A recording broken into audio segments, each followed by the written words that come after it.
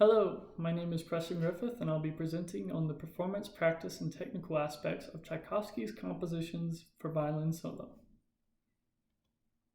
So some questions that we need to ask first are, what was the time period in which Tchaikovsky's solo violin works were composed? Number two, how did Tchaikovsky's compositions compare to other composers' works? 3, what was Tchaikovsky's composition process like? 4, what was the performance practice of the time period and of Tchaikovsky's music? 5, which violinist helped Tchaikovsky because he was not principally a violinist? And number 6, the analysis of his works and techniques used. So there's a couple of featured solo works for violin, including the Serenade Mélancolique, composed in 1875, Waltz Scherzo, composed in 1877, and the Violin Concerto in D major, composed in 1878. As you can see, all of these compositions were created around the same time period.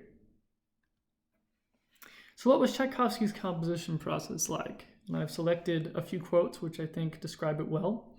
The first of which reads, "What was written in the heat of the moment must now be checked critically, corrected, expanded, and in particular, cut down in the light of formal requirements. Sometimes one has to do violence to oneself, to be merciless and cruel, for example, by completely cutting out passages which have been conceived with inspiration and affection." Tchaikovsky was a perfectionist through and through. He said, "I passionately desire to attain the highest point of that perfection which my abilities entitle me to expect." And then this third quote is actually about when he was creating the concerto with his student Iosif Kotek, who was another violinist. He said, "I shall now play it through several times with Kotek, who is still here, and then score it. The first movement of the concerto is now ready, that is, copied in clear hand and played through. I am satisfied with it. I'm not content with the andante, and I shall either better it radically or compose a new one."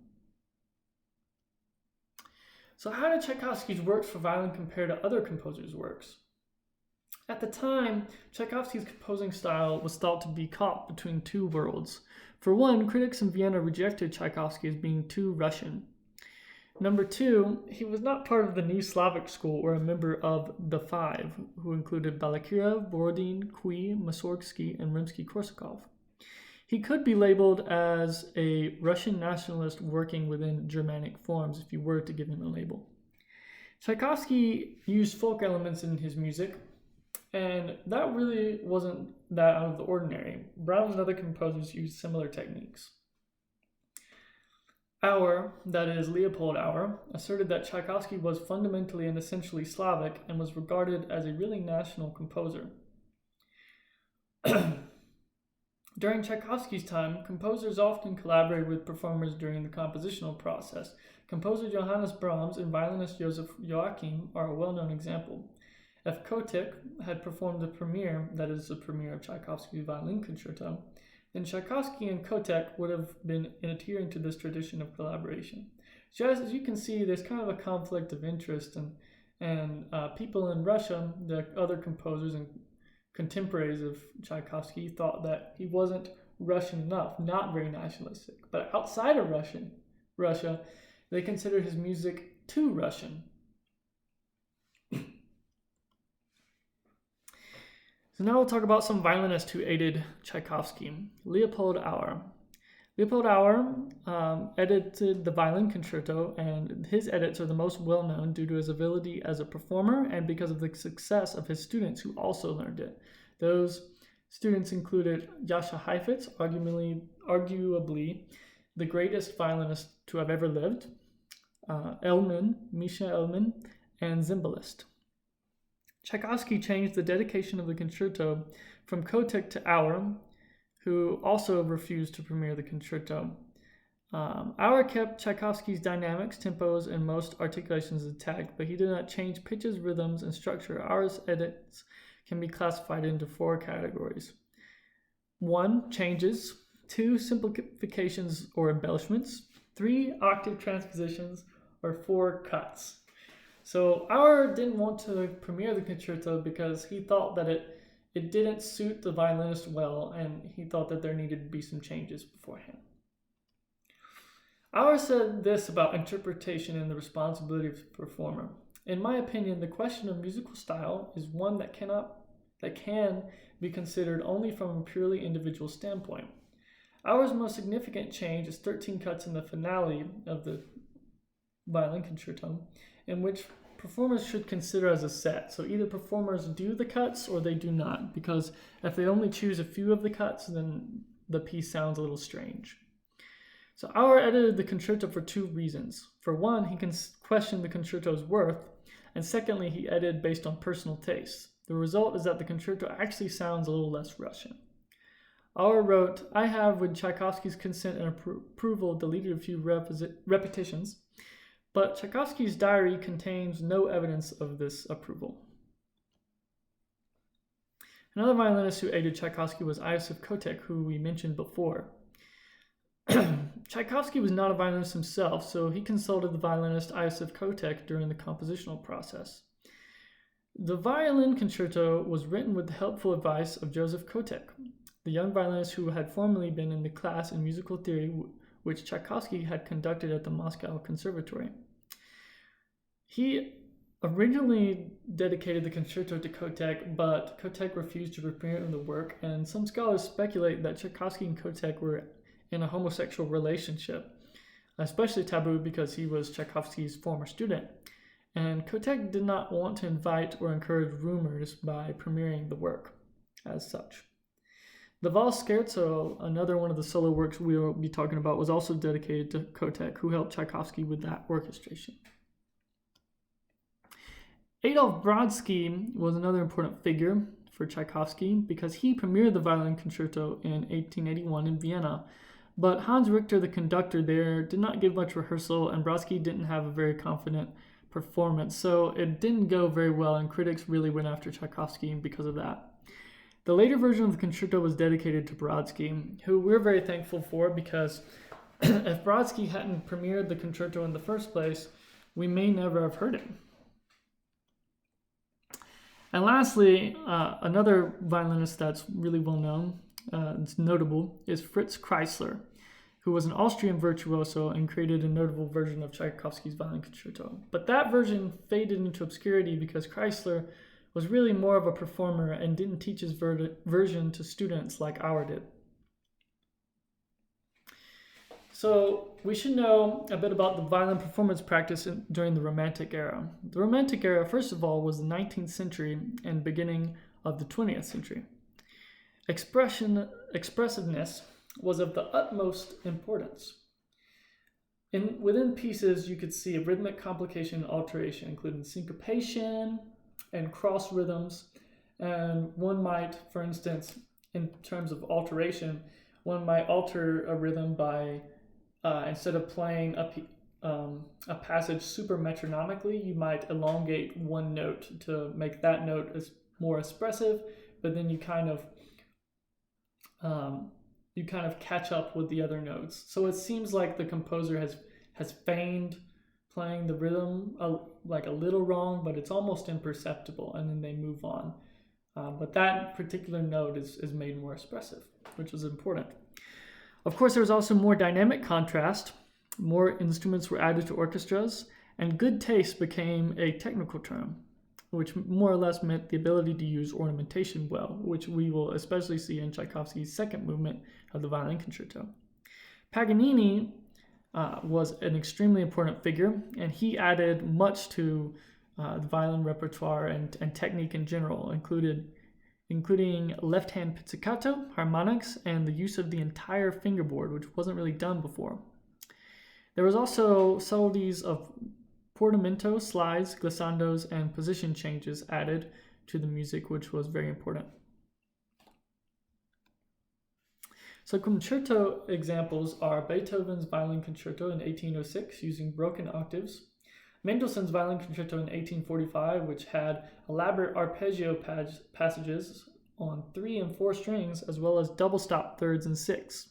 Edouard Lalo wrote his Symphonie Espagnole in D minor in 1874, which had extensive use of the G string in higher positions, and most violinists will know this piece.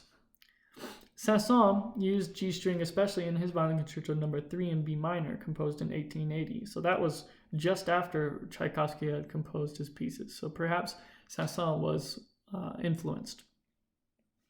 The word romantic over time became almost synonymous with the use of an almost constant vibrato, adding a warmth of tone not seen before. Also, players tended to play in higher positions up on the lower strings, more so on the G string because of its particularly intense tone quality, and also you weren't subject to the danger of sounding adjacent strings because the G string was the first or last string depending on your perspective of the violin. When you apply more weight and pressure onto that string, you had less of a chance of hitting the next string over because it was not in the middle of two other strings like the other strings. And here's an example of the solo violin part of Lalo's Symphony Espagnole, and this is where the violin plays high up on the G string using consecutive bows, down bows. And here's an excerpt from Saint-Saëns' Violin Concerto No. 3, which has the same sort of thing. The player plays high up on the G string. That's what that Roman numeral 4 means, playing on the G string, the fourth string. So performance practice of Tchaikovsky's works, some general characteristics. So all three featured pieces contain the following characteristics. 1, use of sole G at the beginning, player in higher position on the G string for a warmer, more intense sound. Some folk melodies are incorporated, usually the lyrical theme, high trills, triplet rhythm, chromaticism, and cadenzas, or at least short cadenzas. And some things we need to know about the violin concerto, at least performance practice, is initially it was thought too difficult to play and transgressive of musical norms. That's why ours less Russian, more Western version gained prominence over the original. And some critics over time thought that the violin concerto should be played as it was originally intended by Tchaikovsky, but it is pretty repetitive. Ours said the concerto, even if played perfectly written, would not sound as Tchaikovsky hoped. But ultimately, ours cuts our realization of what he thought was better suited to the violin and are a reflection of his personal taste. So there's 5 characteristics that make his concerto especially Russian. 1, the drone accompaniment. 2, the initial theme on the G string, which makes the music sound grittier and more intense. 3, an accelerating tempo. 4, a folk-inspired melody. And 5, thematic circuits. Nathan Milstein, a Russian virtuoso, said that our had a good reason for making the cuts, and the main cut was one where 12 measures were taken out in the third movement. Tchaikovsky had a short refrain repeated 7 times there. If you're listening to a recording, it almost sounds like it's stuck. So first, let's talk about the Serenade Mélancolique. The Serenade Mélancolique is around 10 minutes in length, Tchaikovsky's first work for solo violin and orchestra. It's a single movement work marked andante, and the first songs are actually taken from another opera of Tchaikovsky's, Vakula Cherevitsky. There's also a French chanson that was used in his piano concerto that he put in the Serenade Mélancolique. The violin starts by playing on its lowest G string and plays up high in position. It's in symmetrical rondo form, and at one point the winds take over the melody, which is notable, and later the violin comes back in at the very, very end and fades away with orchestral pizzicato. In general, it has a thin texture with sparse accompaniment to support the violin's rich melody. The Serenade Mélancolique techniques are the use of sole G at the beginning, some folk melodies that were incorporated, chromaticism, but only somewhat, a short cadenza used as a transition between sections, and high trills. And here is an excerpt of Serenade Mélancolique. It's the very beginning, so you can tell it's a simpler piece. All right, so now we'll move on to Valse Scherzo. It's another one-movement piece, Allegro Tempo di Valse. It's in C major. It starts off strong, and the violinist can already show their virtuosity from the beginning. It sounds wild and powerful, and one is not sure of its waltz nature except for the orchestral accompaniment, or piano accompaniment, depending on what you're listening to, playing the classic boom, chick, chick rhythm. And it has a very large range of dynamics, typical for the Romantic era. And here's some techniques. There's some techniques that span almost the entire range of the violin.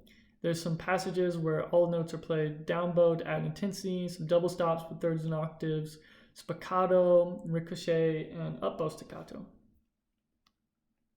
And here's what the Valse scherzo looks like.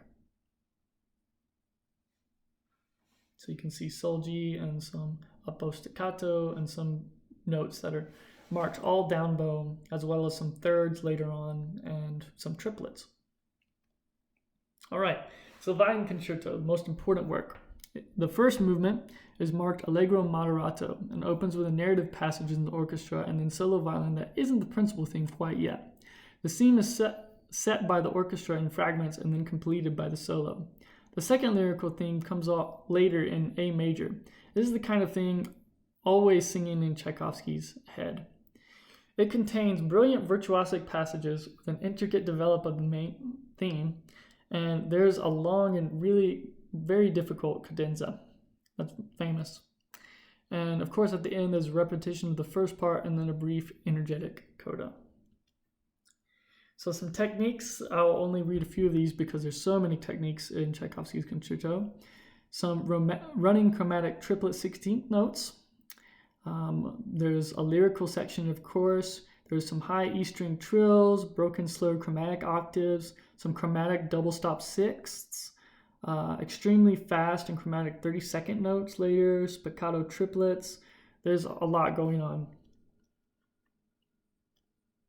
And here's an excerpt so you can see the running chromatic triplets and some triple stops and some other complicated rhythms.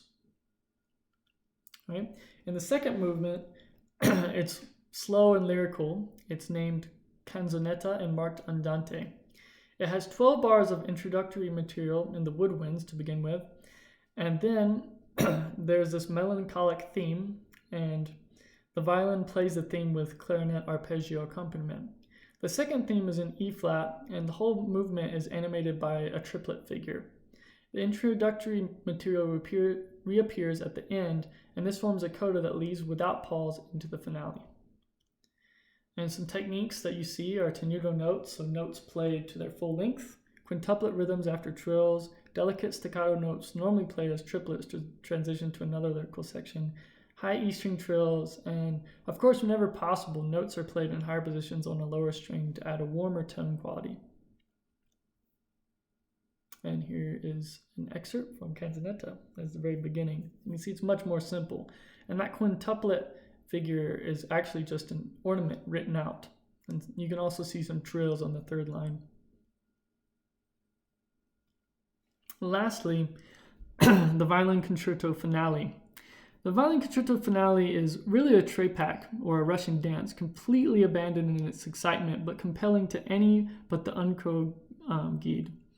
Even the hottest jazz, although more noisy and more raucous, is not more excited than this strain. So that quote really, I thought, encompassed how this sounds. It's a really, really exciting and fast piece, or movement, I should say. So the orchestra introduces this theme, then the solo violin enters alone with a cadenza to begin with, and then it contains a broader and more tranquil second subject with the solo ringing out over a drone bass.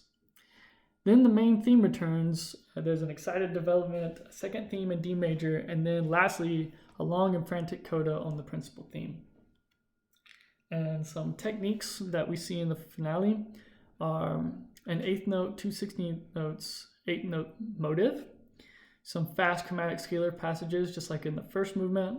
Some notes are played off the string in a short spiccato bow stroke, a slow lyrical section. Some notes are played with consecutive down bows to add force and energy, like before. And later on, there are consecutive down bows with octaves, actually. So octaves played on different strings, double stops. There's harmonics, sol G, just like the other two pieces, triple and quadruple stop chords. And if you look at the piece from the link that I provide, at letter M, the climax at the end of the piece is a good demonstration of the fast, difficult notes encountered and the superhuman ability required to play such a piece. So all in all, you can see that there's a lot of characteristics of Tchaikovsky's pieces that are taken from the Romantic era and how they relate. And Tchaikovsky wasn't really new in introducing all these concepts much. He just took them more to an extreme and added more together than was normally done. And so people thought it was a little much. But it ended up being one of the greatest pieces of all time, his concerto especially. And the other two are definitely notable pieces as well that should be played more often. I hope you've enjoyed this presentation. And here is an example of the finale you can look at really quick. That's the very, very end, a very super hard part. And here are my citations. Thank you very much.